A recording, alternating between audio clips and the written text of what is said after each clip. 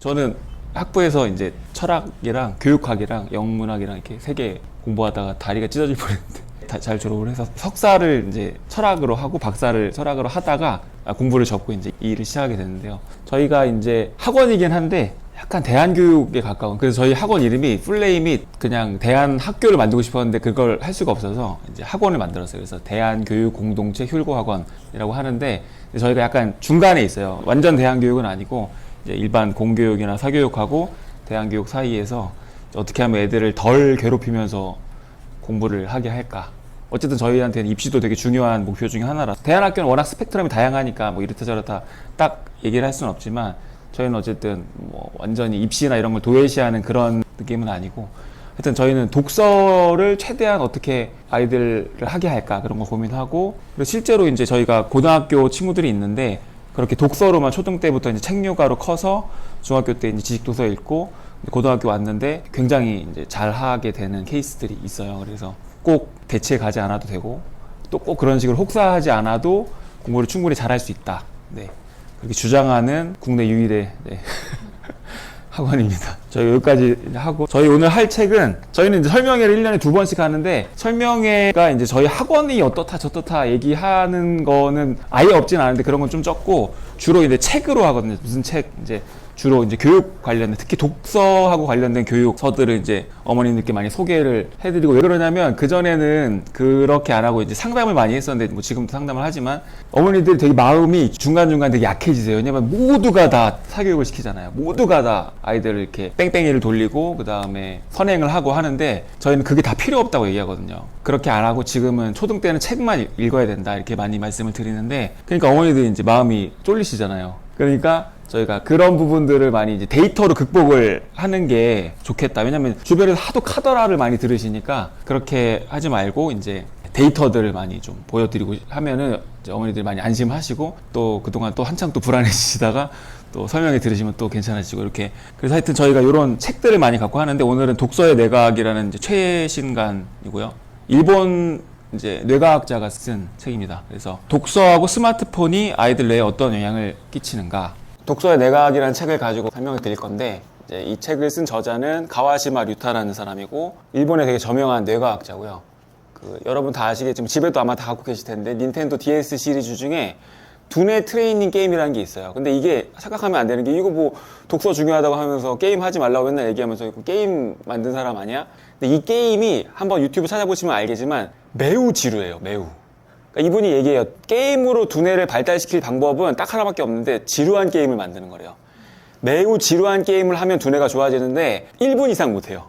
1분 하면 너무 공부를 한 것처럼 피로해지기 때문에 세션이 1분에서 2분 사이고 5분짜리를 만들었다가 완전히 망했대요. 5분을 못 하더라는 거예요. 이거 하는 사람들이 이제 치매를 예방하기 위한 이제 어르신들이나 그런 분들 위주로 이제 이 게임들이 만들어졌는데 5분을 못 할 만큼 되게 힘들어서. 근데 이제 2천만 장 이상 팔린 이 게임은 이제 1분짜리 세션. 이거 엄청 재미없어요. 뭐 이런 거예요. 게임 화면에 주먹이 딱 나오면서 지세요. 그러면 우리는 가위를 내야 되는 거예요. 이기세요. 뭐 이런 식이에요. 그거를 1분 하고 있으면 차라리 공부를 하는 게 낫겠다는 생각이 들어요. 네. 그러니까 그런 건데 실제로 그렇게 해서 효과를 봤다는 사람들이 많이 있나 봐요. 일본의 아주 유명한 도호쿠 대학이라고 이제 일본의 3대 명문대가 있는데 도쿄대를 제외한 이제 나머지 3개의 학교, 우리나라 연고대처럼 와세다, 게이오, 도호쿠 이렇게 있는데, 도호쿠 대학의 이제 뇌과학자이기도 하고, 그래서 이분이 굉장히 오랜 기간의 연구를 통해서 독서가 뇌에 어떤 영향을 미치는가, 그리고 최근에는 스마트폰이나 태블릿 PC나 이런 미디어 기기들이 어떤 영향을 두뇌에 미치는가를 꽤 오랫동안 연구를 해왔던 그 자료들을 축적해서 데이터로 보기 쉽게 잘 정리해 놓은 책입니다. 그래서 꼭 보여드리고 싶은데, 사실 이 내용이 사실 새로울 건 별로 없어요. 제가 늘 얘기했던 거고 그동안. 근데 어머니들이 어떤 애로가 많으시냐면 아빠가 안 따라주시는 거야. 아빠가 니도 하면서 뭘, 본인도 하니까 아이한테 막 노를 못 하는 거예요. 아빠들은 주로 허용적이잖아. 그냥 해. 그리고 자기는 이렇게 누워 자거나 TV 보거나 누워서 스마트폰 하거나. 근데 이제 이 데이터들을 이제 들이미시라고 제가 한번 그러니까 너무 굉장히 방대한 수만 명의 아이들을 대상으로 십수년 동안 연구한 그런 것들이 쌓여 있어서 스마트폰이 뇌에, 스마트폰이 성적에 어떤 영향을 끼치는지에 대해서 굉장히 자세하게 데이터들을 보여주고 있어서, 가면 갈수록 이런 데이터들은 쏟아져 나올 거고, 사실 지금까지도 많이 있었는데 더 잘 정리되고 더 정교한 데이터들이 계속 끊임없이 나와요. 그래서 이런 거 나올 때마다 여러분들 소개해드리는 게 제 낙이기도 하고, 물론 어제 밤새서 피곤하긴 한데 재밌습니다 저는. 네. 이게 1장, 그러니까 각 장마다 제가 서머리를 하는 방식으로 이제 진행할 텐데요. 1장 이름이 책을 읽으면 뇌가 깨어난다예요.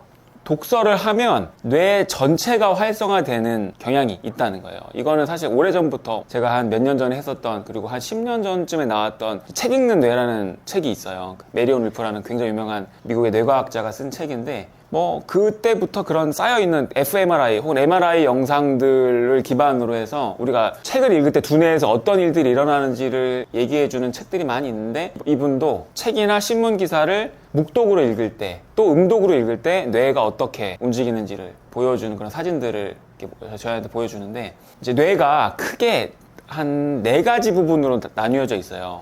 전두엽, 여러분 잘 아시는 전두엽이 있고, 그 바로 뒤에 두정엽이라는 부분이 있고, 그 밑에 옆에 측두엽이라는 게 있고, 뒤에 후두엽이라는 게 있어요. 이렇게 대뇌의 4가지 이제 구성인데, 보시면은 전체적으로 조금씩 다 움직여요. 그러니까 이를테면 스마트폰 볼 때는 어디가 움직일까요? 뇌가 어디가 활동할 것 같으세요? 후두엽이 움직이는데 후두엽만 활동하고 아무것도 안 움직여요. 제가 이제 보여드릴 텐데, 스마트폰이나 미디어를 볼 때는 전두엽이 거의 활동을 안 하는데 어느 정도로 활동을 안 하냐면 가만히 멍 때리고 있을 때보다 활동을 안 해요. 그러니까 가만히 멍 때리고 있을 때도 뇌가 좀 움직이거든요. 활동을 하거든요. 근데 게임을 하거나 TV를 볼 때는 전두엽이 그거보다 덜 활동해요. 우리가 이제 굉장히 직장에서 힘들고 아이들하고 막 씨름하다가 이제 누우면 일단 스마트폰을 켜잖아요. 근데 스마트폰을 켜서 유튜브를 하다 보면 시간이 30분, 1시간, 2시간, 3시간 가도 계속 보게 되죠. 피곤하지 않잖아요. 왜냐면 뇌를 쓰지 않아서 피곤하지 않은 거예요.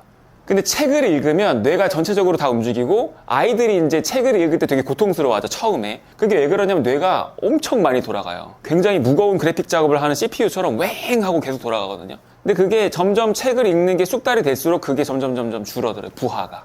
어쨌든 그 묵독을 하면 뇌 전체가 다 움직이는데, 특히 배외측 전전두엽이라는 게 활성화돼요. 전전두엽에서 이 약간 바깥쪽에 있는 그 부분이 활성화되는데, 그 부분이 어떤 거냐면 사고할 때 움직이는 뇌예요. 생각할 때. 근데 이제 그 부분이 움직이는 것도 참 중요하지만 뇌가 전체가 다 움직이는 게 되게 중요해요. 그래서 음독을 하면, 소리를 내서 읽으면 더 많이 움직이거든요. 그래서 치매 치료 목적으로 음독을 활용하는 최근 연구들이 나타나고 있어요. 독서가 뇌의 전신운동이다 라고 얘기를 할 수 있을 정도라는 거죠. 우리가 피지컬이 좋은 사람들, 운동을 많이 해서 폐활량도 좋고 심폐지구력도 좋고 근육이 많으면 어떤 운동도 잘하기가 좋거든요. 쉽거든요, 상식적으로. 그런 사람은 마라톤을 해도 잘하고, 웨이트를 해도 잘하고, 축구나 야구나 아예 운동을 안 하고 그냥 집에서 가만히 있는 사람보다 훨씬 잘하겠죠, 운동에서. 그냥 상식적으로. 그러나 똑같이 독서가 뇌의 전신운동이기 때문에 독서를 많이 해서 뇌를 전체적으로 잘 활성화시키는 데 익숙한 사람은 무슨 활동을, 뇌를 사용하는 어떤 활동을 해도 다 잘한다는 거예요. 근데 이제 궁금해들 많이 하세요. 그러니까 저는 이제 이런 궁금증이 잘 안 생기는데, 왜냐면 그런 책들을 많이 읽으면서 그냥 그런 궁금증들이 사라졌는데, 그러니까 어떤 책을 읽어야 되지라는 궁금증이 저는 요즘에 거의 없는데, 근데 어머니들은 굉장히 많이 궁금해 하세요. 무슨 책을 읽혀야 돼요? 어떤 책을 읽어야 뇌가 잘 활성화될까? 어떤 책을 읽어야 애들이 문해력이 발달할까를 많이 물어보시는데, 그러니까 답은 사실 재미있는 책을 읽으면 돼요. 재미있는 책을. 왜냐? 뇌 활동은 읽는 책의 내용하고는 별로 관련이 없어요. 뭐랑 관련이 있냐면 활자 중심이냐 이미지 중심이냐만 관련이 있어요. 그래서 퇴마부라는 책이 있고 퇴마록이라는 책이 있는데, 퇴마부라는 책은 유튜버가 쓴 책이에요. 그래서 사실 그 내용이 그렇게 막 문장이 좋거나 그렇지 않은 것 같아요, 제가 이렇게 슬쩍 봤을 때는. 근데 애들이 엄청 좋아하고 글밥이 많아요. 그리고 윈피키드 같은 거 애들이 진짜 좋아하거든요. 너무너무 환장할 정도로 좋아하는데, 내용이 막 보고 있으면 화나는 내용이에요, 부모로서. 엉망진창인 아이가 나와서 막 일기를 쓰는 건데, 그 일기를 보면 애들이 막 뒤집어져요. 저도 가끔씩 보면서 어떤 부분들은 막 뒤집어지는데 너무 웃겨서. 그러니까 이야기 내용은 거의 뭐 아무 쓸모가 없어요. 근데 글밥이 많고, 근데 그런 책들을 아이들이 이를테면 퇴마부, 아니면은 그런 윈피키드, 아니면 퇴마록. 퇴마록은 이제 남자분들이 되게 좋아하시는데, 저게 7,000페이지거든요, 무려. 1권부터 끝권까지. 근데 저거를 막 수르륵 읽어요. 막 몇 주 만에 저거를 읽는 친구들이 있어요, 수천 페이지를. 근데 그렇게 한번 읽으면 문해력 점수가 막 뛰어요. 이렇게 막 5점, 10점이 막 확 뛰거든요. 뇌 활동은 읽는 책의 내용과는 관련이 없기 때문에, 따라서 재미있는 책을 읽으면 되는 거예요. 그리고 활자 중심의 책을 읽으면 돼요. 근데 재밌는 거는 사진이나 그림, 이미지, 만화류의 책을 읽으면 뇌가 그렇게 활발하게 움직이지 않는데요. 그 이유 중에 하나로 추측하는 게 뭐냐면 스위칭이라는 건데, 이게 뭐냐면 여러분 핸드폰으로 멀티태스킹 할 때 일어나는 건데, 이거 했다 저거 했다 이거 했다 저거 했다 그런 거예요. 그림보다 글보다 이게 왔다 갔다 하다 보니까 그런 게 아니겠는가. 이제 글을 읽다가 사진으로 시선이 자꾸 넘어가기 때문에 이미지가 너무 많으면 안 좋다라는 게 추측인데, 근데 저는 약간 이게 반신반의예요. 그러니까 왜 그러냐면 그 내셔널 지오그래픽 퀴즈나 이런 내셔널 지오그래픽에서 나온 책들은 이미지들이 많은데 저도 너무 좋아하고, 과학 책들은 그렇게 이미지들이 많은 경우가 많은데 그런 게 사실 아이들의 독해력에 굉장히 도움 많이 되거든요. 이미지가 많다 뿐이지 내용은 굉장히 어려운 경우들이 많아요. 그 어려운 내용을 설명하기 위해서 이미지들을 활용하는 것이라서, 기본적으로는 이제 이미지가 너무 많은 만화책, 잡지 이런 것들은 조정을, 그러니까 통제 아니면 포션을 좀 조정하시는 게 좋다라는 거고, 특히 이제 학습 만화는 정말 좀 조심하셔야 돼요. 특히 저학년 때는. 저희가 학습 만화를 허용하는 경우가 있는데 고학년들한테 허용해요. 그 친구들은 왜 그러냐면 문해력이 상당히 높고 그다음에 유창성이 높아서, 이 친구들은 학습 만화를 읽는다고 해서 글책의 어떤 문해력 발달이나 이런 게 저해되거나 그러지 않기 때문에, 그러니까 문해력이 충분히 발달한 아이들에 한해서만 이런 학습 만화를 허용해요. 학습 만화의 장점은 뭐냐면 훨씬 쉽게 느끼고 덜 부담스러워요. 그래서 여자 친구들, 특히 여자 친구들이 사회나 과학 관련 이제 그런 아티클들을 별로 안 좋아하잖아요. 역사나. 그래서 그런 것들을 읽히기 위해서 저희가 한 4학년, 5학년 이 친구들한테 세계사나 아니면 한국사 관련된 만화책들을 읽혀요. 근데 그걸 안 보려고 그래요. 그것도. 이제는 그런 만화책보다 그냥 자기가 읽는, 자기가 원하는 주제의 글책을 훨씬 더 좋아해요. 근데 그런 친구들은 저희가 억지로 좀 밀어요. 이제 문해력이 충분히 높은 친구들. 그래서 좀 읽어야 돼. 이것도 안 읽으면 중고등학교 때 가서 좀 힘들어. 그런 식으로. 그렇지만 저학년 친구들한테는 권하지 않고, 그 친구들은 집에서 학습 만화를 읽히지 않으시는 것이 좋아요. 예. 혹시 읽더라도 아주 제한된 시간만 읽히시는 게 좋고요. 그리고 이제 재미있는 책을 읽어야 되는 것 맞고요. 근데 이제 다른 연구에서는 어떤 게 있냐면, 고도의 추론을 요구하는 책을 읽을 때는 쉬운 책을 읽을 때랑 약간 다른 방식으로 활동한다는 거예요. 제가 다음 그림에서 말씀드릴 건데, 이제 책 읽는 뇌라는 메리온 울프의 책에서 이제 나오는 부분인데요. 그러니까 이게 독서의 각 발달 단계에서 뇌 활동을 표시한 그림인데요. 그러니까 이게 첫 번째 단계예요. 독서를 처음 시작한 초보 독서가들은 뇌가 전체적으로 다 움직여요. 아까 보셨던 것처럼. 여기 전두엽, 여기가 이제 브로카 영역이라 그래서 언어를 관장하는 영역이에요. 전두엽에. 그리고 여기는 측두엽. 측두엽이 청각을 관장하거든요. 그 측두엽 부분하고 그 다음에 측두엽 부분에서 베르니케 영역이라는 게 있어요. 이거는 베르니케 영역이랑 브로카 영역은 언어를 관장하는 건데, 그러니까 측두엽은 청각 관련된 거, 그 중에서도 언어를 관장하는 게 이제 이 베르니케라는 건데, 이 베르니케 영역이랑 브로카 영역에 문제가 생기면 실어증이 와요. 말을 못해요. 말을 못 알아듣거나. 그래서 이게 이제 언어하고 굉장히 관련되어 있는 부분이고, 그래서 막 돌아가요. 이 언어하고 관련된 부분이. 그리고 이 시각 관련된 후두엽. 이 전체적으로 머리가, 그러니까 두정엽을 제외한 뇌 전체가 다 돌아가거든요. 첫 번째 단계. 그러니까 초보 독서가의 경우에는 그렇게 돌아가고요. 그 다음에 이제 유창한 독서가가 되면은 이 뇌의 부하가 좀 줄어들면서 뇌가 전체적으로 다 움직이기보다는 일부 영역만 움직여요. 그 말은 책을 읽을 때 덜 힘들다는 얘기예요. 그래서 이때는 책을 읽을 때 이렇게 왔다리 갔다리 하거든요. 그러니까 시각 정보에서 앞으로 전두엽으로 갔다가 다시 그거를 측두엽으로 옮겨서 청각 정보로 변환하고, 그러니까 읽을 때는 눈으로 읽지만 머릿속에선 소리로 바뀌는 거예요. 그렇게 막 왔다 갔다 하는데, 나중에는 어떤 일이 일어나냐면, 그러니까 유창한 독서가가 되면, 유창하게 책을 읽는 애들은 보면은 소리 내서 읽는 것보다 더 빨리 읽게 되죠. 저희도, 우리 어른들도 그렇고. 그러면은 여기를 거치지 않고 바로 전두엽으로 가요. 그래서 빨리 읽는 거예요. 엄마가 읽어주는 걸 좋아하는 이유는 소리 부분을 생략해주기 때문인데, 처음에는 아이들이 시각 정보를 청각 정보로 바꿔야만 책을 읽을 수가 있는데, 잘 읽게 되면 바로 그냥 여기 복측 경로라고 하는 빠른 경로로, 그래서 전두엽과 그 후두엽이 그냥 다이렉트로 서로 연결되면서 독해하게 되는, 그래서 엄마가 책 읽어주는 것보다 내가 읽는 게 더 빠르고 더 잘 이해되는 그런 경로로 책을 읽게 돼요. 그래서 애들이 덜 힘들어하는 거예요. 근데 그러다가 이건 이제 쉬운 책 읽을 때예요. 그러니까 이야기책, 어린이 소설류, 그래서 이제 초등학교 한 1학년, 2학년, 3학년, 4학년까지도, 아니면 늦은 경우에는 사실 5, 6학년이나 그 이후에도 이 상황에서 그냥 머무는 친구들도 많아요.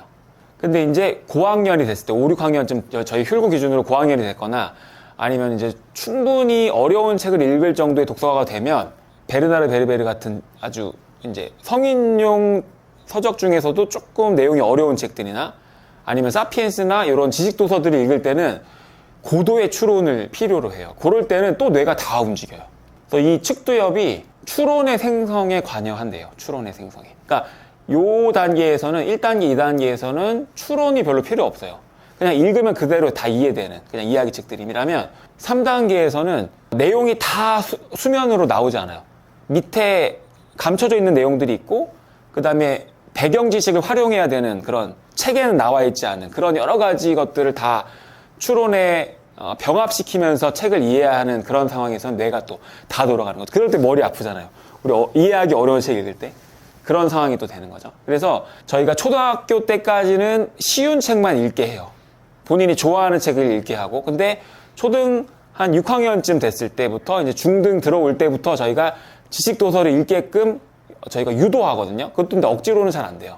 그리고 중학교 때부터는 지식 도서로 강독을 하는데 그때부터 많이 떨어져 나가요. 그때 진짜 힘들거든요. 근데 그거를 버틸 수 있는 애들은 이미 문해력이 굉장히 높아서 그 나이 또래에서 거의 최상위 수준의 문해력에 도달한 친구들이 이걸 해내요. 그래서 저희가 초등 때 계속 독서만 강조하고 책을 읽어야 된다고 하고 다른 건 하면 안 된다. 그리고 독서 시간을 계속 늘리고 나중에 막 5, 6학년 돼서는 막 주 4회, 5회를 와야 된다고까지 말씀드리는 이유가 이 정도 수준에 올라오려면 독서량이 진짜 어마어마해야 돼요. 하루에 2, 3시간씩을 읽어야 되거든요.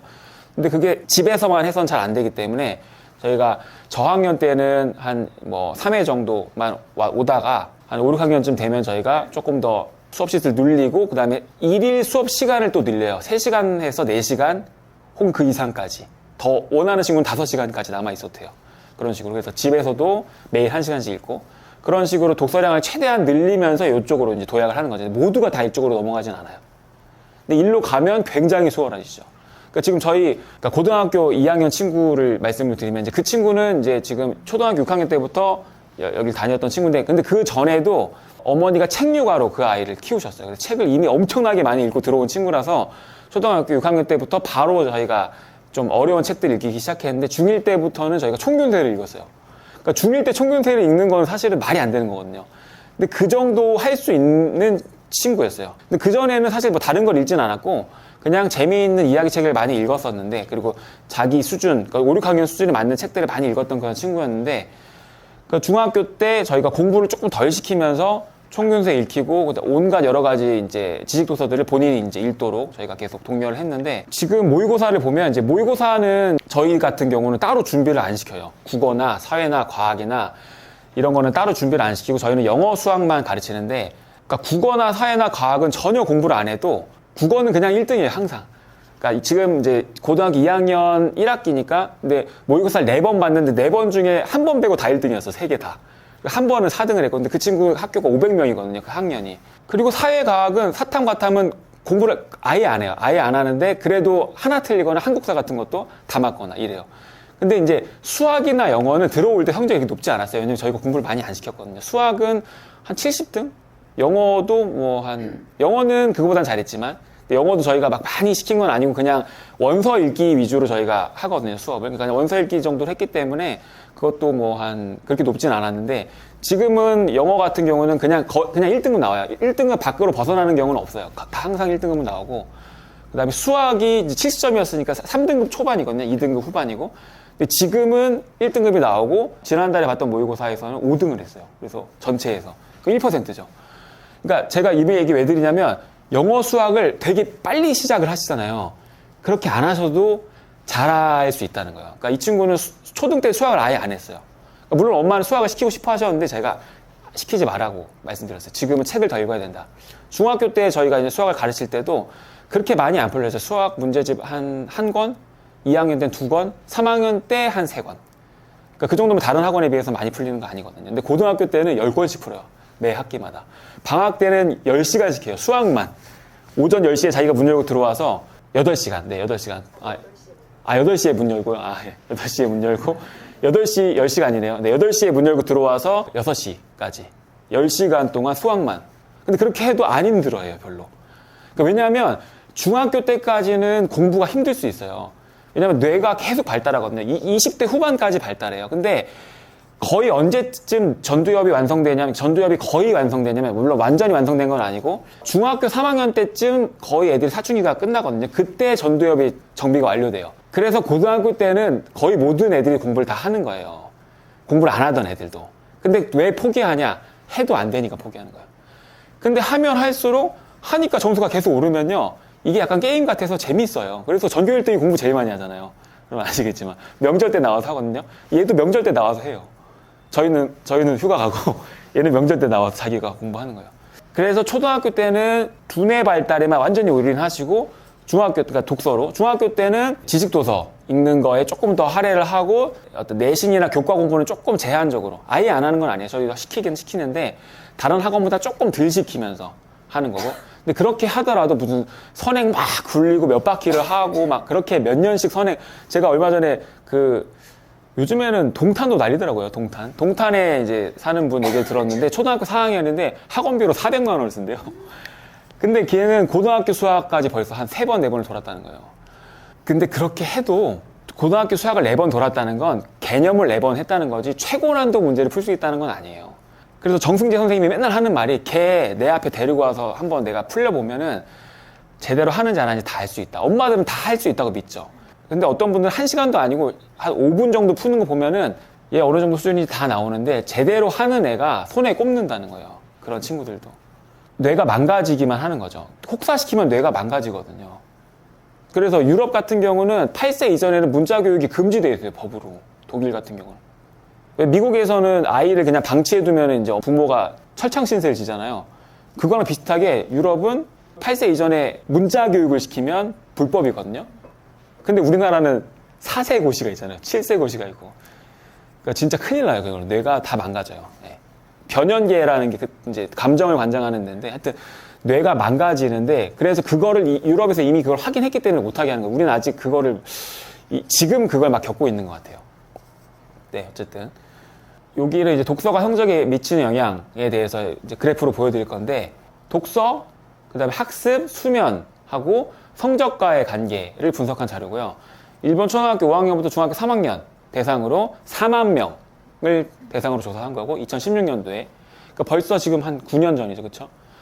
그러니까 지금 이거보다 훨씬 더 아마 스마트폰이나 이런 거 보급률이 높아졌기 때문에 조금 달라졌을 거예요. 좀 나쁜 쪽으로 보시면 자 독서를 전혀 하지 않는 경우와 독서를 그 다음에 1시간 미만 하는 경우와 독서를 1시간 이상 하는 경우를 이제 3개로 나눠서 이제 분석을 했는데 독서를 전혀 하지 않는 아이들의 경우, 그러니까 여기 이 지금 자료에서 여러분들께 보여드리려는 건 뭐냐면 독서 시간이 아이들한테 어떤 영향을 주는가를 보여드리는 거예요. 그래서 보시면 6시간 이상 수면, 2시간 이상 가정학습을 한 아이들 같은 경우는 독서를 전혀 하지 않는 경우에 조금 진한 색 막대들이 있죠. 이게 평균을 넘는 친구들이에요. 이 평균을 넘는 친구들은 어떤 친구들이냐면 6시간 이상 수면했거나 2시간 이상 가정학습한 아이들만 평균을 넘는 거예요. 독서를 전혀 하지 않는 아이들은. 그러니까 이게 보여주는 건 독서를 전혀 하지 않는 애들이 공부를 꽤 많이 해야 되고 수면도 충분히 많이 취해야만 평균 이상 나온다는 거죠. 그러니까 숫자로 보면은 한 10,000명 정도 되고요. 한 30%가 조금 안 되는 친구. 전혀 책을 읽지 않는다고 대답한 아이들이. 자, 독서 1시간 미만인 경우는 23,000명 정도 되고 한 50%가 약간 넘어요. 그러니까 이런 친구들이 제일 많은 것 같아요. 독서를 1시간 미만 하는 경우. 여기는 보시면 꽤 많죠. 평균을 넘는 친구들이. 그 평균을 넘는 아이들 어떤 애들이냐면 6시간 이상 수면했고 30분 이상 공부한 아이들의 경우에는 상당히 많이 이런 경우에는 다 평균을 넘었어요. 독서를 1시간 미만만 해도 그냥 잠 적당히 자고 공부 진짜 조금만 해도 평균을 웬만큼 넘는다는 거죠. 근데 독서 1시간 이상일 경우에는 보시면 되게 많죠. 그러니까 얘네들은 뭐냐면 잠을 진짜 조금 자거나 공부를 아예 안 하는 애들 빼고는 다 평균이 넘어요. 그리고 비율은 한 6,000명 정도, 16% 정도 될 거예요. 근데 이 비율이 더 줄었을 거라는 거예요, 제 말은. 9년 전이기 때문에. 왜냐면 점점점 책을 안 읽잖아요. 이게 해마다 정말 줄거든요. 아이들이 해마다 달라요. 근데 9년 전이니까 상당히 크겠죠. 그래서 지금 같은 경우는 아마 이것도 더 줄었을 거고 우리나라도 아마 마찬가지일 텐데 그냥 독서 1시간 이상만 해도 공부를 전혀 안 하고 잠 조금만 자도 어느 정도 학습량. 저는 이거 개인적으로 제가 경험을 했었던 거고 그런 친구들 많이 봤는데 그러니까 공부를 전혀 안 해도 책을 많이 읽는 애들은 그냥 수업 시간에 앉아서 듣기만 해도 성적이 잘 나와요. 네. 저 같은 경우도 고등학교 3학년 때부터 공부를 했거든요. 왜냐하면 제가 음대 입시를 준비를 했기 때문에 공부를 아예 안 했어요. 네. 예체능을 했기 때문에. 그래서 고2 때까지는 공부를 전혀 안 하고 고3 때부터 공부를 했는데 그 전에 그 대신 초등학교 때는 책을 진짜 많이 읽었고 왜냐면 친구가 없어서 왕따였거든요. 그래서 책을 진짜 많이 읽었고, 중고등학교 때도 계속 책을 읽었어요. 그런 이제 독서하는 클럽이나 이런 데서 활동하고, 저희들끼리 클럽 만들기도 하고, 막 중학교 때는 헤르만 헤세 그렇게 좋아해서, 중1 때 헤르만 헤세 책을 막 다 읽고 막 그랬어요. 근데 저는 지식도서까지는 못 갔어요. 기껏해야 뭐 고전 정도?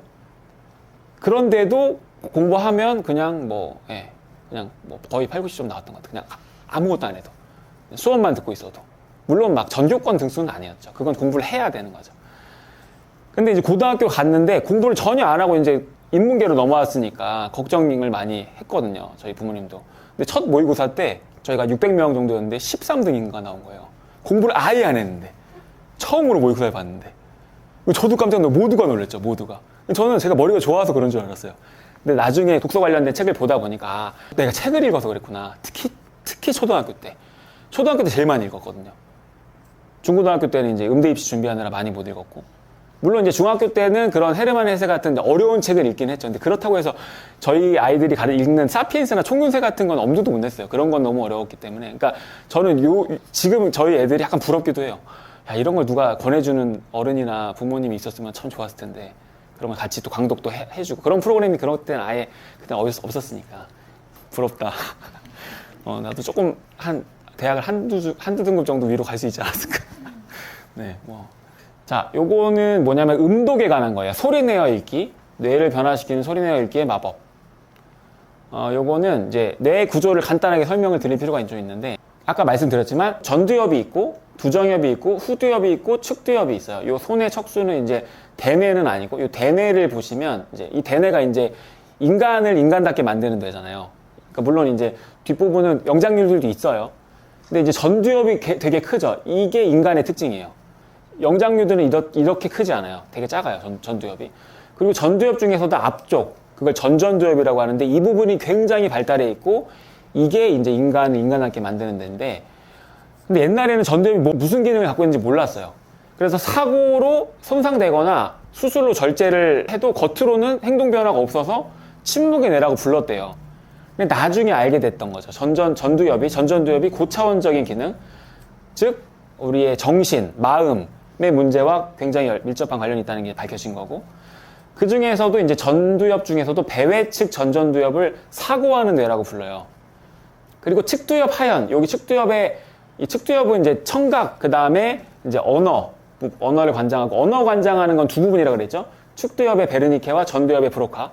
근데 이제 측두엽이 언어를 관장하고 듣는 청각을 관장하는데 여기에 기억을 관장하는 데가 있어요. 또 독서하고 창의성이 굉장히 연관이 있다는 거예요. 왜 그러냐면 독서할 때와 창의성을 발휘할 때 뇌가 겹친대요. 서로 활동하는 부분이. 지금 보시면 이제 브로카 영역, 아까 말씀드렸지만 이제 배외측 전전두엽 아래에 있고 언어를 관장하는 부분이고, 발화, 그러니까 말을 하는 것과 구사하는 거를 이 브로카 영역이 담당하고요. 베르니케 영역은 듣는 거, 이해하는 거. 그래서 베르니케 실어증은 유창성 실어증이라고 부르는데, 이건 뭐냐면 말을 유창하게 해요. 근데 맥락하고 아무 상관없는 얘기를 해요. 그러니까 무슨 말이냐면 이해를 못한다는 거예요. 이 사람은 듣는 걸 못하고 자기 말만 해요. 그래서 대화하실 때, 어떤 분들이랑 대화하실 때 자기 말만 하는 사람이 있어요. 못 듣고. 그분들이 베르니케가 좀 발달이 덜 됐다고 볼 수도 있지 않을까? 그런 생각이 들었어요. 예. 뭐 논문에 써 있는 건 아니에요. 그리고 브로카는 이해는 다 해요. 말을 듣고 이해는 다 하는데 말을 못 해요. 자기가 표현을 못 하는 거예요. 근데 창의적인 사고를 할 때 브로카 영역, 전전두엽의 이 브로카 영역과 측두엽 하연, 그러니까 이 부분, 기억을 관장하는 이 측두엽 하연이 창의적 사고를 할 때 활동하는데, 독서할 때 이 부분이 활동하거든요. 아까 보셨지만 제가 이따가 다시 보여드릴게요. 그래서 독서를 하면 창의성이 향상된다는 연구 결과 실제 있어요. 이 책에 또 나와 있고 데이터도 있는데 그것까지 제가 뭐 보여드릴 필요는 없을 것 같아서 그냥 놔뒀는데, 한번 나중에 이 책은 구입을 별로 안 비싸기도 하고 얇기도 하고, 그리고 남편분들한테 보여드릴 용도로 한번 사시면 좋을 것 같아요. 예, 그래서 독서를 하면 창의성이 향상된다는 연구 결과도 여기에 이제 기재가 돼 있고요. 배외측 전전두엽이 하는 역할을 조금 더 자세하게 말씀드리면 이런 걸 해요. 그러니까 기억, 학습, 이해, 추리, 추측, 억제, 의도, 주의, 판단. 그러니까 고등한 상호작용이 다 여기 들어가 있죠. 그렇죠? 그러니까 우리가 똑똑하다고 얘기할 때는 이 전전두엽이 발달해 있는 걸 똑똑하다고 말하는 거예요. 저희가 메타인지 되게 중요하다고 하잖아요. 그러니까 메타인지가 쉽게 말하면 반성적 사고거든요. 자기를 이렇게 3인칭화해서 볼 수 있는 능력이죠. 반성적 사고. 객관적으로 자기를 보는 능력인데, 이런 기능을 인지기능이 이제 이런 배회측 전전두엽이 이런 인지기능을 담당을 하는데, 이거는 다른 뇌는 사실 5세 때 거의 다 완성돼요. 한 8, 90%가. 그 뒤로는 이 전전두엽이 발달하는데, 그러니까 그 전에도 발달하지만 이제는 이 부분 위주로 발달이 돼요. 그러니까 사실상 여기만 발달하는 거, 나머지는 다 발달이 끝났고, 사춘기 이후에 크게 또 발달해요. 그러니까 사춘기까지도 발달하지만 사춘기 때부터 이 부분이 폭발적으로 발달하기 시작하는데, 그래서 오는 게 뭐냐? 사춘기예요. 사춘기 이후에 크게 발달하는데 그걸 어떻게 알 수 있냐면, 아이가 사춘기가 됐을 때 난리 치잖아요. 난리. 진짜 경험하신 분들은 모르는데 거의 경험하지 않으신 분들은 모르시겠지만, 네, 막 버리고 싶어요. 애를 갖다 버리고 싶어요. 네. 근데 왜 그러냐면 전두엽이 망가져서 그래요. 그래서 5세 미만의 아이처럼 행동하죠. 왜냐면 5세 미만의 아이는 전두엽이 발달이 거의 안 했거든요. 5세 미만 아이처럼 행동하기 때문에 사춘기가 오는데, 그게 왜 그러냐면 뇌가 재편되고 있는 거예요. 그 전전두엽이 리모델링 되고 있는 거죠. 우리가 리모델링 하면 다 부서지고 막 집이 난리가 나잖아요. 그런 상태예요. 그래서 좀 양해해 주셔야 돼요. 네. 그리고 제일 늦게까지 발달해요. 30세까지. 그러니까 이게 인간한테만 일어나는 일이에요. 인간은 30세면 사실은 생식을 하고 할 수 있는 나이보다 훨씬 더 이후잖아요. 그러니까 우리가 생식할 수 있는 나이가 한 15세 전후반이라고 한다면 15세, 16세? 그럼 거의 2배 이상 뇌가 발달하는 거예요. 다른 동물들은 안 그래요. 그 전에 다 끝나요. 아주 일찍 다 끝나거든요. 학습하는 시기가. 근데 우리는 30세까지 발달을 하고 계속 이 전두엽이 발달하는 거예요. 그래서 사춘기를 정말 잘 보내야 돼요. 그래서 사춘기를 잘 보내려면 사춘기 때는 어떤 활동만 하냐면 재밌는 것만 하고요. 그 전에 했던 것만 해요. 그래서 초등 때 독서가 중요한 거예요. 초등 때 독서를 해놓고 좋아한 상태에서 사춘기를 맞이하면 독서하는데 어려움이 별로 없고, 오히려 스트레스에 대한 저항이나 어떤 극복을 위해서 독서로 가는 경우들도 있어요. 완전히 책에 더 빠져드는 거죠. 그리고 이 시기가 되면 아이들이 뇌가 발달하는 게 눈에 보일 정도예요. 실제로 막 매달 달라요. 어떤 수학 문제를 푼다든지 아니면 어떤 책을 읽는다든지 책의 두께나 난이도가 막 펄쩍펄쩍 뛰거든요. 그래서 저희가 5, 6학년 때 책을 제일 많이 읽히는 거예요. 그때는 또 많이 읽혀도 힘들어하지 않아요. 아까 그 고등학교 2학년짜리 아이가 10시간 동안 수학을 해도 힘들어하지 않는 것처럼 뇌가 준비되면 그렇게 힘들지 않아요. 근데 준비되지 않은 애들한테 그걸 강요하니까 아이들이 고통스러워하는 거지, 준비될 때까지 기다려만 주면. 그래서 저희가 중학교 때 공부를 좀 시키려고 그러면 중학교 애들이 혈고가 변했다는 거예요. 혈고의 철학을 잃어버렸다는 거죠. 변질됐다. 막 제가 항상 그런 얘기해요. 나는 공부를 안 해도 된다고 말한 적이 없다. 초등학교 때 하지 말아야 된다는 거지 중학교 때는 해야 돼. 물론 중학교 1, 2학년 때까지는 좀 더 놀아야 되고 놀았으면 좋겠지만 우리 교육 현실이 그렇지가 않으니까 이건 우리가 어느 정도는 받아들이자. 내가 초등학교 때까지 막아줬잖아, 니네를. 부모님들이 계속 너네 시키려고 했는데 내가 막아주다 뒤에서 제발 시키지 말라고 막 계속 막아줬다, 이 얘기를 막 하면은 애들이 받아들이더라고요. 다른 학원 가든지 그러면은 계산해보고 이제 다른 학원 가면 이제 죽는 거 아니까 다 좀 많이들 남아는 있더라고요. 예. 이게 이제 저 아까 살짝 말씀드렸던 이제 배내측 혹은 복내측 전전두엽인데, 아까 전전두엽에서 이제 바깥쪽, 그러니까 왼쪽 오른쪽 약간 바깥쪽에 있었던 게 배외측 전전두엽이냐면 이건 안쪽이에요. 요 고랑 쪽. 요게 이제 이마 중앙 앞쪽인데, 요 부분도 되게 중요한 전전두엽인데, 전전두엽이 중요한 기능을 하는 부분인데, 그러니까 감정을 관장하는 건 아닌데 타인의 감정을 배려하거나 타인의 감정을 파악할 때 여기를 사용해요. 여자분들이 여기가 많이 발달해 있겠죠, 그렇죠? 저 같은 사람은 되게 덜 발달해 있고. 예. 저는 잘 모르거든요. 남이 저를 싫어하는지. 제가 하는 말을 사람들이 싫어하는지 잘 몰라요. 그래서 막 신나게 떠들어요. 저희 와이프가 옆에서 막 이렇게. 네. 자폐 스펙트럼이 있는 사람들이 이쪽에 활동이 낫대요. 자, 학습 속도를 높이려면, 공부를 잘하려면, 빨리 학습을 하는 게 이제 공부를 잘하는 중요한 이제 이유 중에 하나겠죠. 그러니까 학습을 잘하려면, 학습 속도를 높이려면 전전두엽을 활성화시켜야 되는 거예요. 특히 배외측 전전두엽을 공부를 잘하려면. 그러니까 학습 속도랑 배외측 전전두엽의 활성화가 굉장히 관련이 있는데, 배외측 전전두엽의 활성화가 잘 되는 사람일수록 학습 효과가 높다는 거예요, 연구 결과. 그래서 이 부분을, 이 배회측 전전두엽을 자극해야 된다. 뇌 전이 현상이라는 게 있는데, 이게 뭐냐면 학습을 할 때 배운 내용하고 관계없이 전반적인 인지 기능이 다 향상되는 걸 전이 현상이라고 그래요. 뭐 심리학에서 이제 전이라는 이제 개념도 있고, 이건 이제 뇌과학에서 쓰는 개념인데, 대표적인 게 뭐냐면 문해력, 그러니까 책을 많이 읽어서 문해력이 높아졌는데 수학도 잘하게 되고 사회도 잘하게 되고 과학도 잘하게 되고 영어도 잘하게 되는 거예요. 이게 대표적인, 저희는 이게 너무 당연해서, 그러니까 문해력이 높은 애들은 영어나 수학에 발달하는 속도가 정말 빨라요. 그러니까 이를테면 영유 다닌 애들, 아니면 아주 어렸을 때부터 유치원 때부터 영어를 배운 애들보다 문해력이 굉장히 높은 친구가 초등학교 6학년 때 영어를 시작했을 때 그 친구가 더 잘해요. 더 빨리 늘고. 왜냐면은 영어 유치원을 다녔거나 아니면 어렸을 때 영어를 너무 많이 노출되는 애들은 문해력이, 그러니까 국문 문해력, 모국어 능력이 발달이 안 되는 경우가 많거든요. 그럼 그런 친구들은 대체적으로 전반적으로 문해력이 발달이 좀 저조한 편이죠. 그러다 보니까 다른 전반적인 학습 자체가 다 부진해요. 천천히 늘어요. 그래서 저희가 초등 때는 계속 독서만 시키는 이유가 전이 때문에 그래요. 전이 현상 때문에. 이거를 극대화시켜서 최대한으로 끌어올리면, 그러니까 몸이 전체적으로 다 좋고 피지컬이 좋은 사람이 다 운동을 잘하는 것처럼, 문해력이 높은 친구들은 뇌의 전반적인 발달이 굉장히 충실하기 때문에 뭘 해도 다 잘하고 빨리 하게 되더라고요. 이거는 이제 음독이 묵독보다 뇌를 더 많이 사용한다라는 이제 그래프인데, 음독을 하면 머리가 좋아진다는 연구예요. 음독이 더 많은 영역을 사용을 한다는 거예요. 음독하고 나서 기억력 테스트를 했을 때 기억력이 되게 많이 좋아지는데, 근데 게임을 한 다음에 테스트를 해봤대요. 그랬더니 게임하기 전보다 점수가 낮았다는 거죠. 이건 그냥 누구나 다 예상할 수 있는 바이긴 한데, 그래서 음독이 뇌 워밍업 효과라는 게 있어서 음독을 좀 해놓으면 다른 학습을 할 때 좀 더 용이하다라는 연구도 있고요. 그리고 매일 음독을 했을 때 그게 뇌 전반적인 전이현상으로 연결된다라는 연구도 있어요. 보시면 묵독할 때랑 음독할 때 보시면 뇌의 활동 영역이 훨씬 여기가 넓죠. 그렇죠? 그래서 저희가 어떤 경우에 음독을 시키냐면, 문해력이 조금 낮은 친구들이나 아니면 초반에 1학년 친구들은 대개는 음독을 시켜요.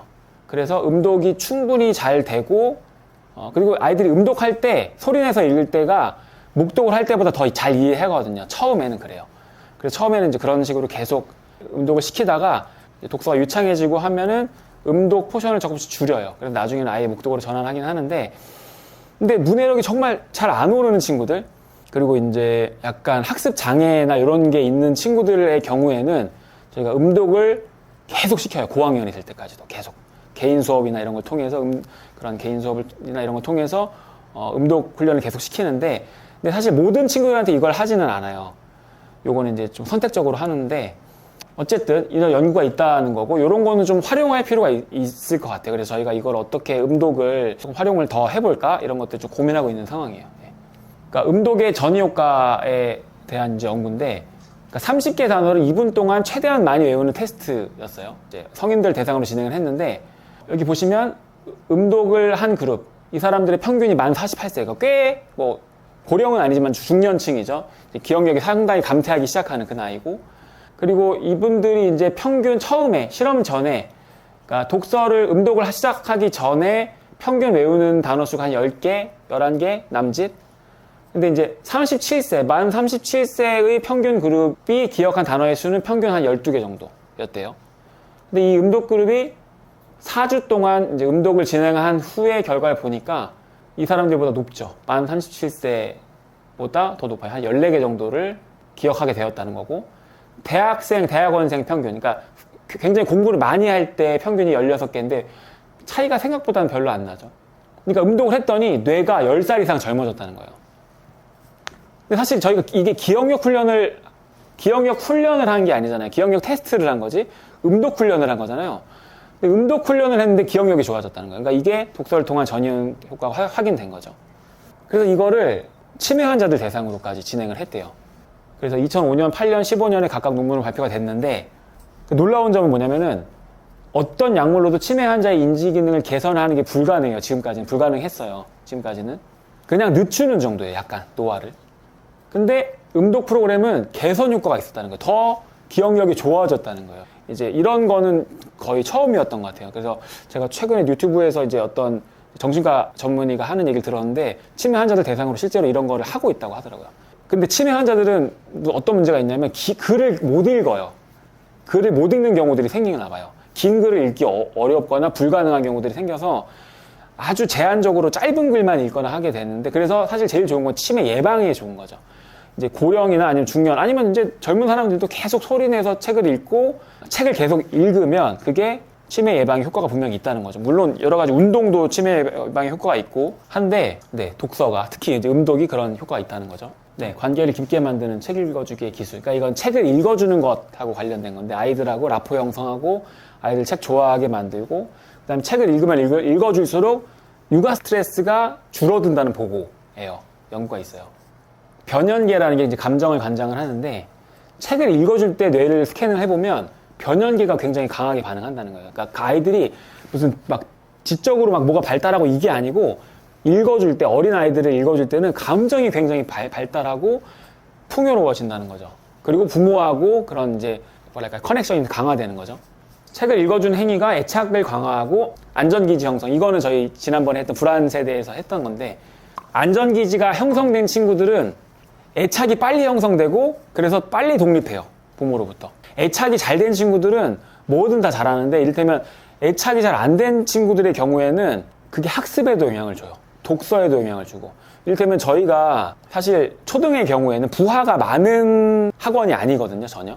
왜냐면 매일 보드게임이 있고, 그 다음에 시험도 없고, 단어 암기도 없고, 아무것도 없잖아요. 그냥 매일 책 읽고, 그 다음에 영어로 된 책 읽고, 그 다음에 선생님이 책 읽어주고, 그 다음에 보드게임하고 끝이잖아요. 그런데 여기 오는 걸 힘들어하는 아주 예외적인 케이스들이 있는데, 그 친구들이 대부분 애착하고 관련된 문제들이 있어요. 애착에 문제가 있는 친구들은 감정 에너지 자체가 되게 저조하거든요. 그러니까 아무것도 안 하고 싶어요. 아무것도. 이 친구들은 두 개를 하고 싶은데, 하나는 엄마랑 같이 있는 거, 그 다음에 스마트폰. 거의 그래요. 그래서 애착 이슈가 있는 친구들의 부모님들에게 저희가 뭐라고 말씀드리냐면, 아이들하고 어떻게든 최대한 같이 있는 시간을 많이 만들어 주셔라. 그리고 스마트폰은 절대 안 된다.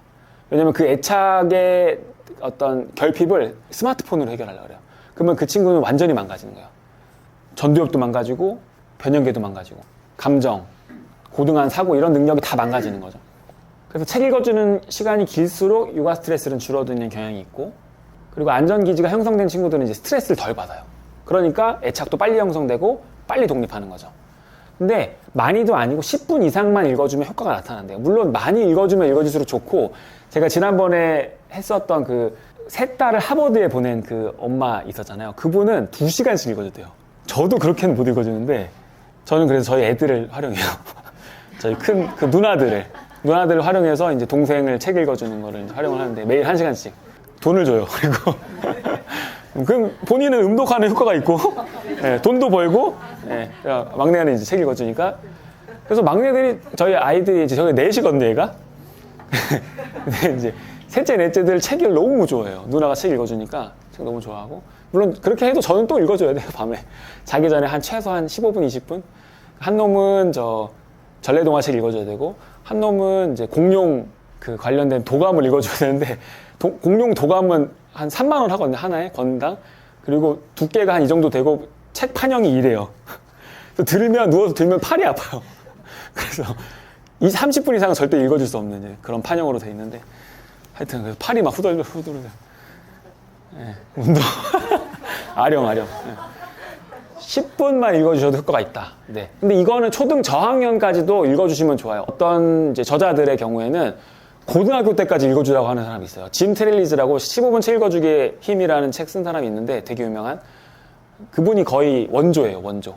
우리 전 세계에서 독서를 해야 된다, 아이들이. 그런 원조인데, 그분은 고등학교 때까지 책을 읽어줘야 된다고 주장하고, 그렇게 해서 이제 SAT 말고 액트라는 시험이 있거든요. 수능, 미국 수능. 그거 만점 맞은 애 얘기가 막 거기 나와 있어요.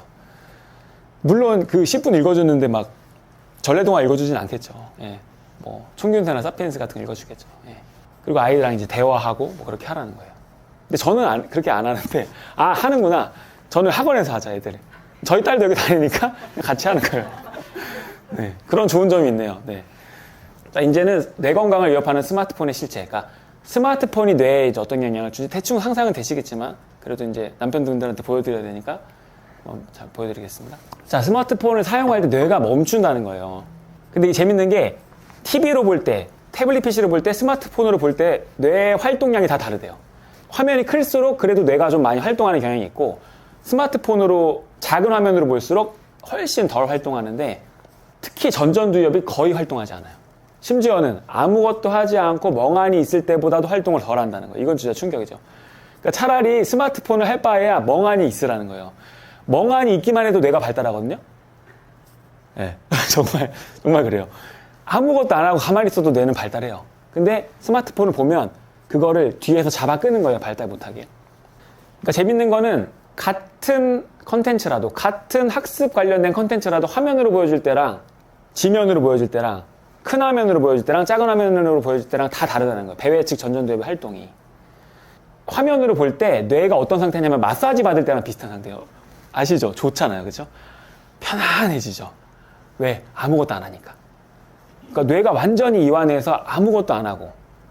그래서 영상을 보거나 게임할 때 뇌가 이제 이완되는 것 같아요. 근데 재밌는 건 격렬한 게임이나 자극적인 영화를 봐도 뇌 활성 수준은 비슷해요. 멍하니 있을 때보다 더 약해요. 이거 보시면 스마트폰으로 사전을 찾으면 종이로 찾을 때보다 더 못 외우거든요. 한번 해보세요. 실제로 이렇게 쭉 해보시고 한번 본인이 한번 실험해보셔도 되는데 스마트폰을 이용해서 긴 메일을 쓸 때 뇌 활동이 어떤지 봤는데 활동이 거의 없대요. 재미있게도. 글을 쓰는데. 그러니까 스마트폰으로는 뭔 일을 하든 대체로 전전두엽의 활동이 억제되는 것 같다는 것이 이제 연구 결과고. 근데 재밌는 건 종이에다가 직접 손으로 글을 쓸 때는 뇌 활동이 굉장히 활성화된대요. 손을 사용해서 학습을 할 때 현상에 대한 이해나 기억 정착이 굉장히 유리하다는 거예요. 그래서 이제 중고등학교 아이들한테는 책을 읽을 때 뭘 쓰게 자꾸 시켜요.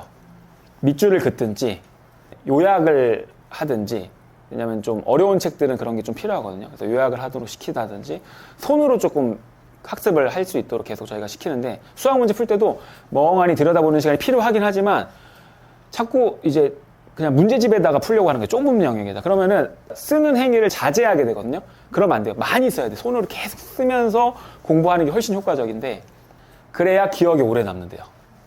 뇌도 활발히 움직이고. 그러니까 이게 뭐냐면 종이 사전하고 스마트폰으로 단어를 찾을 때 뇌 활성 상태를 비교한 건데 스마트폰으로 조사할 때 뇌 활동량이에요. 그리고 종이 사전으로 조사할 때 뇌 활동량이 거의 2배 차이 나죠. 많이 차이 나죠. 그리고 이거 가운데 부분은 뭐냐면 아무것도 안 할 때. 아무것도 안 할 때도 스마트폰으로 할 때보다 뇌가 더 움직인다는 거예요. 그리고 기억 정착에 있어서는 종이 사전으로 할 때가 스마트폰으로 할 때보다 2배 차이 나는. 자, 스마트폰을 10시간씩 봐도 피곤하지 않은 이유는 뭐냐면 뇌가 활동을 안 하니까 그래요. 뇌가 쉬고 있으니까. 그러니까 전전두엽을 오래 활성화시키는 게 전전두엽의 활성화가 오래 지속되는 게 불가능한데 왜 그러냐면 뇌가 금방 피로해지거든요. 그러니까 두뇌 트레이닝 게임도 아까 말씀드린 1, 2분이면 끝나요. 세션을 연속해서 진행하면 뇌가 피로해서 진행을 못 한다는 거예요. 그러니까 피로감은 뇌가 활동하고 있다는 방증인데, 그러니까 우리가 어려운 책을 읽거나 아니면 수학 문제를 풀거나 그러면 머리가 굉장히 아파지잖아요. 피곤해지고 뇌가 사용되고 있다는 얘기고 뇌가 발달하고 있다는 얘기예요. 그래서 제가 아이들한테 저희 이제 그런 거 시키잖아요. 그런 거 시키거든요. 수학 문제 풀 때 저희가 6학년들 같은 경우는 수학을 시킬 때 중1 수학으로 바로 안 넘어가고 저희가 수학 퍼즐을 시킨다고 말씀드렸잖아요. 그거를 똑같은 문제를 1시간, 어떨 땐 2시간, 어떨 땐 3시간 동안 그걸 붙들고 있어요. 그럼 애들이 막 죽으려고 그래요. 왜냐면 그전에는 수학 문제 한 문제를 풀 때 1분 이상 생각해 본 적이 없거든요, 이 친구들이.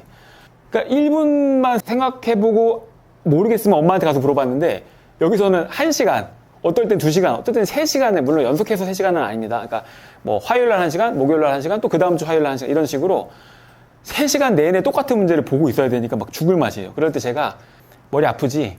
네 머리가 지금 좋아지고 있는 거야. 참아야 돼. 그리고 잘하는 애들은 머리가 좋은 애들이 잘하는 게 아니고, 물론 머리가 잘하는 애들이 잘하는데 머리가 좋은 애들이 잘하는 게 아니고 버티는 애들이 잘해 나중에 공부를. 실제로 그래요. 그러니까 머리가 좋은 애들도 물론 잘하죠. 그러니까 머리가 좋음에도 불구하고 못하는 애들이 있어요. 근데 머리가 별로 그냥 평균적인 애들이 진짜 잘하는 애들은 어떤 게 대단하냐면 버텨요. 버텨내요. 그러니까 그게 집중력이죠. 근데 이제 책을 많이 읽은 애들은 기본적으로 집중력이 탑재가 돼 있을 수밖에 없어요. 왜냐면 책을 읽으려면 가만히 있어야 되니까. 그렇게 2시간, 3시간씩 책을 읽었던 애들은 학습도 그렇게 할 수 있게 되거든요. 근데 이제 저희가 그런 아이들 봤는데 저희 학원에서 책을 30분 이상을 못 읽는 거예요. 중학생인데. 근데 수학 학원에 10시간 동안 있어요. 그럼 걔는 수학 학원에서 몇 시간 집중할 수 있을까요? 그 친구는 30분을 10시간 동안 나눠서 집중하는 거예요. 그러니까 10시간 동안 있어도 성적이 안 올라요. 아무리 해도. 그러니까 뇌는 피로에 되게 약하고 피로감은 뇌가 활동하고 있다는 거고 안 피로하면 뇌를 안 쓰고 있다는 거고 스마트폰을 10시간 동안 봐도 안 피곤한 이유는 뇌를 전혀 쓰지 않기 때문에 그래요. 물론 이제 전혀 쓰지 않는 건 아니고 후두엽을 쓰는데 시각 관련된 부분 거기만 써요. 물론 우리가 막 100시간씩 볼 수는 없겠죠. 그 뇌도 피로해지니까. 그렇지만 우리가 제일 뇌에서 어떤 많은 부분을 차지하고 에너지를 많이 갖다 쓰는 이제 전전두엽의 활동이 멈춰 있으니까 덜 힘들게 느껴지는 거예요. 이 전전두엽이 활동하면 5분을 못 견딘다는 거예요, 우리가. 아이들이. 힘들어서. 그러니까 뇌가 전체 몸무게의 2.3%가 그렇거든요. 그 저희 아들이 셋째가 진화 관련된 책을 지금 사서 보고 있어요. 그 공룡책을 보다가 공룡책에서 그쪽으로 넘어갔는데 이제 인간의 뇌가 어떻게 발달했는지를 이제 뭐 오스트랄로피테쿠스 아프리카누스 뭐 이렇게 시작해갖고 쭉 뭐 하빌리스, 호모 하빌리스, 호모 네안데르탈렌시스 이렇게 쭉 올라가면서 뇌의 이제 용적이 변하거든요. 근데 옛날에는 1.2%였다가 지금은 이제 2.3%까지 올라왔는데 근데 2.3%까지밖에 안 되는 우리 몸무게의 2.3%밖에 안 되는 그 뇌가 우리 몸의 에너지의 20%를 써요. 그래서 여러분들 그런 속설이 있잖아요. 성격 나쁜 사람이 살이 안 찐다. 성격이 나쁜 사람이 살이 안 찌는 이유가 있는 거예요. 예민하잖아. 예민하고 신경을 많이 쓰는 사람은 어떻게 보면 뇌를 또 많이 쓴다는 걸 수도 있지 않을까? 저는 약간 그런 식으로 하는데 제가 살이 안 찌거든요. 아무리 먹어도. 저는 되게 많이 생각해요. 많이 멍 때리는 경우가 되게 많아요. 계속 다른 생각으로 막 번지거든요. 생각이 계속 막 번져요. 그러니까 되는 일은 없는데 머릿속에서는 굉장히 복잡하고. 근데 그렇게 어쨌든 생각을 많이 하고 뇌를 많이 쓰는 사람들이 에너지도 많이 쓰는 것 같아요.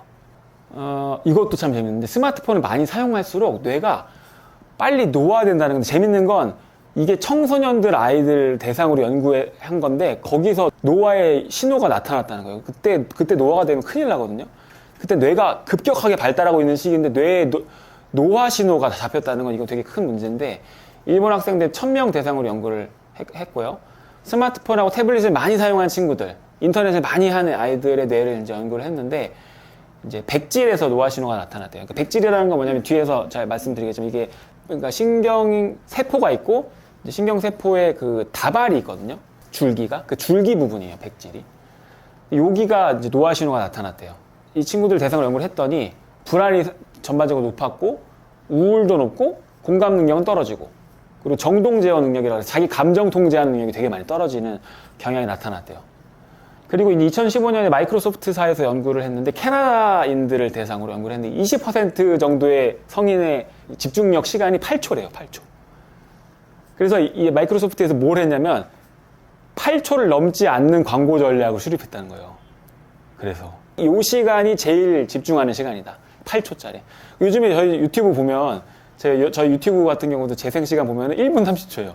그러니까 요즘에는 쇼츠만 거의 대부분 많이들 보시지 긴 동영상은 요즘에는 올려도 조회가 잘 안 되니까 점점 짧아지는 추세라고 하더라고요. 그래서 저희도 짧게 올리고 있어요.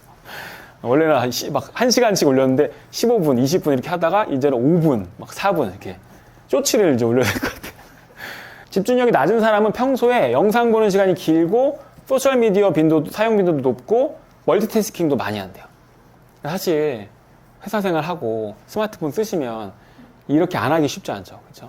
영상도 보게 되고 아무래도 소셜미디어도 사용을 하실 거고 우리 어른들도 좀 주의를 하긴 해야 돼요. 이게 내 노화를 조금은 미리부터 걱정하시면서 좀 생활을 하셔야 되지 않을까. 그리고 정보기술 도입률이 높은 조직일수록 그러니까 IT 쪽의 회사들이나 아니면 요즘에는 그냥 일반 회사들도 이런 걸 많이 쓰잖아요. 막 AI도 쓰고 하니까 그런 곳일수록 그런 집중력이 더 낮았대요. 자, 그러면 우리가 어떻게 해야 되냐? 아이의 뇌를 지키기 위해서 뭐 다 아시겠죠? 이제는 스마트폰을 사용할수록 머리가 나빠진다. 그러니까 스마트폰이 왜 성적에 나쁜 영향을 끼칠까 연구를 과학자들이 했어요. 이게 수면에 영향을 주기 때문이 아닐까? 수면을 방해하기 때문이 아닐까? 뭐 학습 시간을 줄여서 일기 때문이 아닐까? 학습 시간을 더 많이, 그러니까 공부 시간을 많이 줄이기 때문에, 스마트폰 하면서 공부 시간이 줄어들기 때문이 아닐까? 이런 이제 가설들이 있었는데 그게 다 배척이 되고 결국에는 스마트폰은 뇌에 직접 영향을 줘서 학습을 방해한다라는 게 이분들의 결론이에요.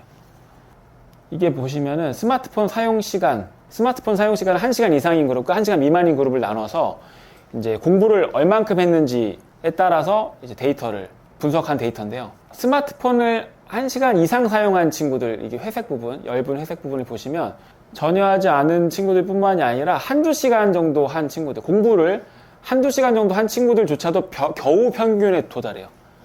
그러니까 스마트폰을 많이 사용하는 친구들, 1시간 이상 사용하는 친구들은 공부를 한두 시간 해도 평균에 겨우 도달한다는 거예요. 근데 1시간 미만인 친구들, 스마트폰을 1시간 미만으로 사용하는 친구들은 공부를 전혀 안 해도 평균에 도달한다는 거예요. 스마트폰을 사용 안 하면서 공부를 많이 하는 친구들은 진짜 잘하겠죠. 근데 스마트폰을 사용하면서 공부를 많이 하는 친구들은 생각보다는 그렇게 높지 않아요. 심지어 2-3시간을 공부한 친구들도 평균을 겨우 넘어요.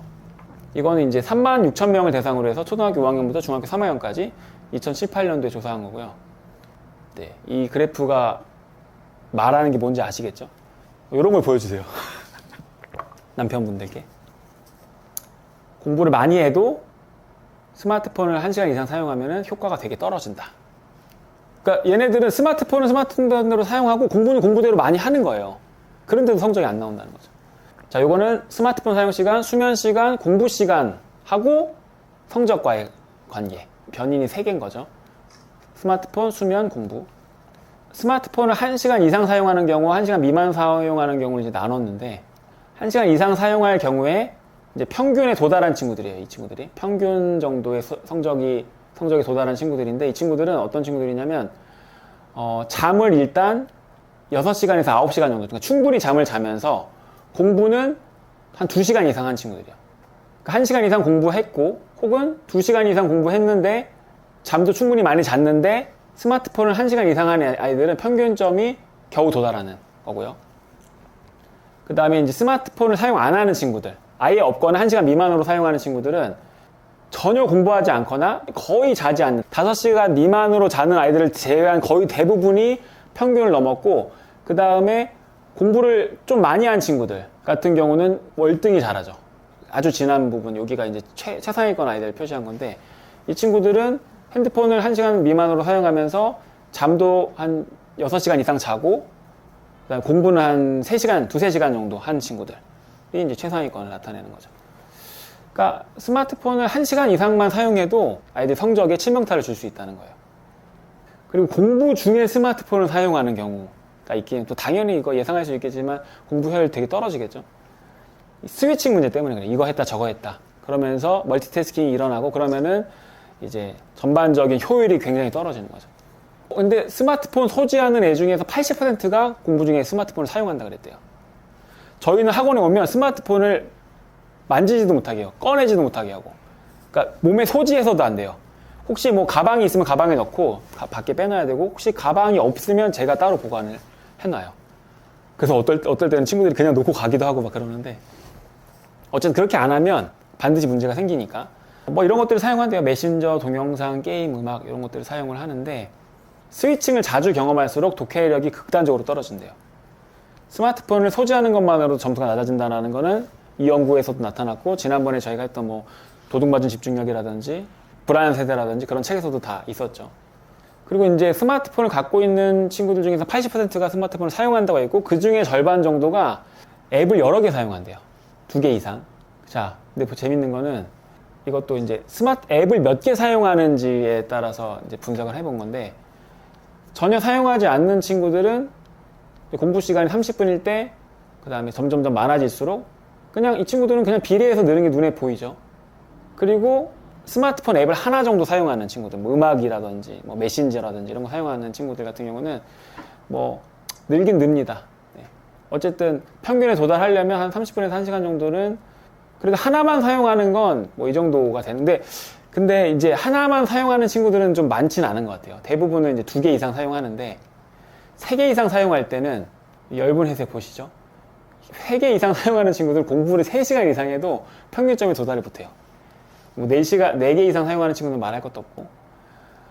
그러니까 2개 이상만 사용해도 한 2-3시간은 공부해야 평균점에 겨우 도달하는 거예요. 그러니까 이걸 보시면 아, 우리 애는 스마트폰을 앱을 하나만 사용하게 해야겠구나 이렇게 생각하시면 절대 안 돼요. 하나만 사용하던 애들이 2개로 가고 3개로 가게 되는 거예요. 당연히. 어른들도 하물며 그렇잖아요. 성적에 있어서 공부량보다 더 중요한 건 스마트폰 사용량이라는 거예요. 아까 보셨지만 2-3시간씩 공부를 하더라도 스마트폰을 1시간 이상 사용하는 친구들의 효율은 너무 많이 떨어져요. 그러니까 뇌 발달이 억제되죠. 미디어를 많이 쓰는 친구들은. 학습을 해도 효과가 좀 적고. 공부 시간이 짧아도 스마트폰을 적게 사용한 친구들의 성적이 더 높게 나타나요. 그러니까 아예 스마트폰을 사용 안 한 친구들은 아무것도 안 해도 평균이 나왔잖아요. 네. 그래서 공부를 얼마나 하느냐는 별로 안 중요하고 의외로 생각보다 더 중요한 건 스마트폰을 얼마나, 그러니까 요즘에는 어떻게 보면 공부하기가 쉬워요. 스마트폰만 안 해도 평균이 된다는 거예요, 그냥. 그리고 요거는 이제 인터넷 사용 시간과 뇌 발달의 관계인데 아까 이제 그 뇌가 노화되는 청소년들이 있다고 말씀드렸잖아요. 그거에 대한 연구인데 이제 미디어를 장시간, 그러니까 스마트폰이나 태블릿 PC를 장시간 사용하는 경우에 오래 공부를 해도 학업 성적이 오르지 않는 현상을 설명하기 위해서 이제 진행된 연구예요.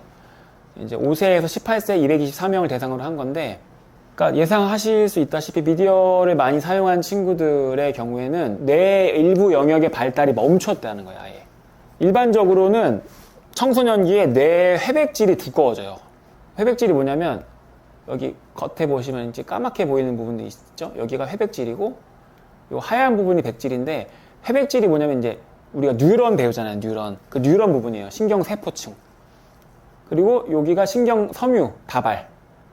여기가 백질인데, 그러니까 둘 다 중요한데 일단은 이제 회백질을 많이 본대요. 노화나 어떤 뇌 발달 상태를 볼 때. 회백질이 크고 두꺼우면 잘 발달한 거고 얇으면은 노화가 시작되는 걸로 보는데, 이 보시면 인터넷을 전혀 사용하지 않은 친구들, 점점점 많이 사용하는 친구들 보면은 이게 평균값이에요. 사선이. 사용하지 않는 친구들은 3년간의 회백질 증가량이 50cc 정도. 뇌가 이제 회백질이 50cc 정도 증가했는데 매일 사용한 친구들은 증가량이 평균이 제로라는 거예요. 그러니까 심각한 거죠. 우리가 30세가 넘어가기 시작하면 노화가 이제 본격적으로 진행되는데 그때부터는 자연스러운 노화죠. 물론 노화가 빨리 진행되는 건 아니고 이제 뇌 노화는 천천히 진행되다가 60대 정도가 들어서면서 이제 기억력 감퇴를 경험하시잖아요. 급격하게 이제 뇌가 이제 노화가 되는 거죠. 이 친구들은 지금 벌써 10대인데 노화가 시작됐다는 거예요. 이거는 굉장히 큰 문제죠. 네, 6장. 당신의 뇌를 지키는 단 하나의 비밀. 다 예상하실 수 있겠지만 맨날 말씀드린 거기도 하고, 그러니까 제가 예전부터 스마트폰하고 마약 혹은 스마트폰하고 술을 많이, 제가 그렇게 말씀을 많이 드렸었잖아요. 근데 저만 하는 얘기가 아니고 진짜 많은 분들이 이렇게 얘기를 하시는 거예요. 이분도 역시, 이 가와시마 류타 교수도 역시 그 얘기를 하는데, 이분은 법적으로 규제해야 된다는 거예요. 스마트폰 소유를. 연령 규제를 얘기하는 것 같아요. 그러니까 몇 세 이하의 청소년들한테는 스마트폰 규제를 법적으로 규제해야 된다. 그러니까 이분이 제일 세게 얘기해요. 제가 지금까지 얘기했던 분들 중에서 제일 세게. 물론 사회적 합의가 필요하겠지만 그 전에 이제 조나단 하이트 같은 사람들, 불안 세대를 쓴 그 사람 같은 경우는 이제 소셜 미디어 사용 연령을 법적으로 제한하자, 그 정도였다고 하면 이분은 스마트폰 소지를 법적으로 제한해야 된다. 이렇게까지 얘기하시는 분 처음 봤는데, 학교 성적, 집중력, 이해도, 수면제 모두 다 저하되고, 심지어는 건강까지도 나빠지니까 감정, 인지기능, 심폐기능 다 전반적으로 악영향을 끼친다는 연구들이 쌓여 있거든요. 뇌에도 안 좋고. 규제해야 된다. 왜냐면 술을 왜 못 먹게 하는 거예요? 뇌 때문에 못 먹게 하는 거예요. 중고등학생들, 저희 중학교 2학년 딸내미한테 스마트폰은 안 돼요. 얘는 아직도 카카오톡이 없어요. 얘가 스마트폰으로 할 수 있는 건 음악 듣는 거, 성경 앱 같은 거 좀 보고 끝. 그리고 아무것도 못해. 사진기도 너무 오래돼서 다 망가져갖고 저한테 바꿔달라고 난리치는데 계속 안 바꿔주고 있어. 그러니까 이분이 서당식 교육 얘기를 하더라고요.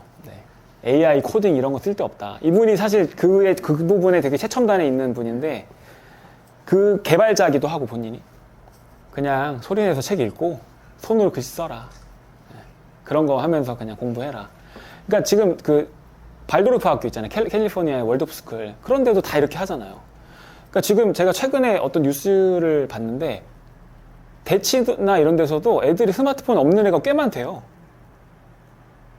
아, 다 아는구나, 이제. 아는 사람들은. 예.